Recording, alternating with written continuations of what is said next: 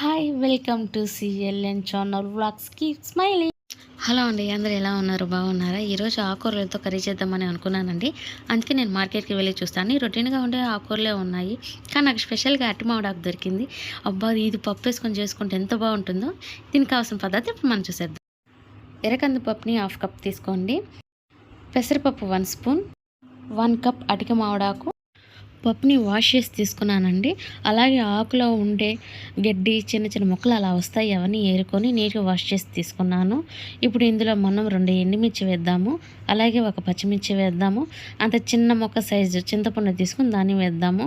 ఇప్పుడు 1 టమోటానండి, 1 టమోటా సగం చేసి తీసుకుని వేద్దాము. 1/2 టీ స్పూన్ పసుపు. వాటర్ యాడ్ చేయాలి. 4 కప్స్ వాటర్ యాడ్ చేయండి. 4 కప్స్ వాటర్ అంటే 1 గ్లాస్ వాటర్ సరిపోతుంది. ప్లీజ్ దయచేసి మాత్రం స్కిప్ చేసి మాత్రం చూడొద్దు, మీకు ఏం కూడా అర్థం అవ్వదు. అలాగే మా ఛానల్ని సబ్స్క్రైబ్ చేసుకోండి. ఇప్పుడు మనం దీన్ని ఉడికించుకుందాము.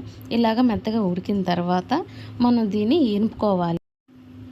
ఎనిపే ముందు కల్లుప్పు యాడ్ చేయండి. 1/2 టీ స్పూన్ కల్లుప్పు సరిపోతుంది. దీంట్లో వేసి మెత్తగా ఎనిపి రెడీ చేసి పక్కన పెట్టుకుంటే మనం తిరగమాతకి రెడీ చేసుకుందాము. 2 స్పూన్స్ ఆయిల్, ఆనియన్ 1 సరిపోతుంది, ఆవాలు, జీలకర్ర, తెల్లగడ్డలు, మెంతులు. ఆనల్లో ఇప్పుడు ఆయిల్ వేద్దాము. ప్లీజ్ దయచేసి స్కిప్ చేసి మాత్రం చూడొద్దు. అలాగే మా ఛానల్ని సబ్స్క్రైబ్ చేసుకొని ఒక లైక్ ఇవ్వండి. ఇప్పుడు మనం దీంట్లో ఆవాలు వేద్దాము. ఆవాల తర్వాత జీలకర్ర, మెంతులు, తెల్లగడ్డలు, కరివేపాకు, తరిగి పెట్టుకున్న ఎర్రగడ్డలు. ఇప్పుడు వీటన్నిటిని మనం కలుపుకోవాలి. ఇప్పుడు వీటన్నిటిని మనం మిక్స్ చేయాలి. బాగా మిక్స్ చేసిన తర్వాత ఒక 5 మినిట్స్ లేదా 4 మినిట్స్ ఉంచితే సరిపోతుంది. ఇవి ఎర్రడాలుగా రావాలి. ఎర్రడాలుగా వస్తేనే మనకి టేస్ట్ వస్తుందండి. పచ్చి పచ్చిగా ఉంటే పచ్చివాసన అలా ఉంటుంది, కాబట్టి ఎర్రడాలుగా రావాలి. ఇదిగోండి, ఈ విధంగా ఎర్రడాలుగా వస్తే సరిపోతుంది. ప్లీజ్ మా ఛానల్ని సబ్స్క్రైబ్ చేసుకోండి అండ్ లైక్ ఇవ్వండి. ఇప్పుడు కలిపెట్టుకున్న పప్పుని దాంట్లో యాడ్ చేయండి. యాడ్ చేసిన తర్వాత బాగా మిక్స్ చేయాలి. ఎందుకంటే మనం వేయించి పెట్టిన ఎర్రడాలుగా ఉన్న ఆనియన్స్ పప్పు బాగా ఇలాగా మిక్స్ అయిపోవాలి.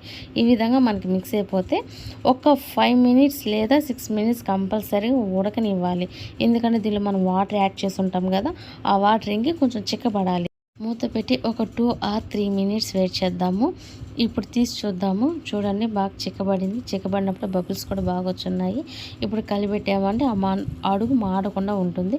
మళ్ళీ మూత పెట్టి ఒక 2 మినిట్స్ వెయిట్ చేయండి. ఇప్పుడు చూడండి, బాగా చిక్కబడింది. చిక్కబడడం వల్ల కొంచెం వాసన కూడా గమగమగమ అని వస్తుంది. ఇప్పుడు దీన్ని మనం సర్వింగ్ బౌల్లో సర్వ్ చేసేసుకుందాము. చూసారు కదా ఫ్రెండ్స్, అటికమామిడాకు కందిపప్పు కాంబినేషన్లో ఈ రెసిపీ మీకు నచ్చినట్లయితే ప్లీజ్ సబ్స్క్రైబ్ చేయండి, ఒక లైక్ ఇవ్వండి, బెల్ ఐకాన్ని యాక్టివేట్ చేసుకోండి.